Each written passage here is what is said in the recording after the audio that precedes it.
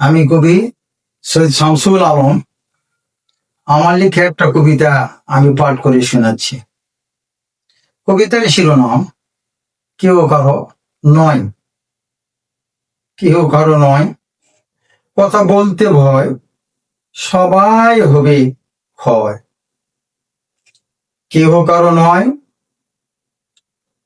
করি সব অপচয়, শুধু ক্ষণিক পরিচয়। কেহ কারো নয়, সবাই আপন হয়, আপনেরা কেহ নয়। কেহ কারো নয়, এই দুনিয়াতে পরিচয়, খোদাকে করো ভয়। কেহ কারো নয়, এখন মৃত্যু হলে সবাই করবে ভয়। কেহ কারো নয়, সবাই সবার পর, সবাই সময়ে ভয়ঙ্কর। কেহ কারো নয়, যত কথা কয় হিসাবে কত হয়। কেহ কারো নয়, শুধু মহব্বত হয়, দূরে গেলে ক্ষয়। সংক্ষিপ্ত।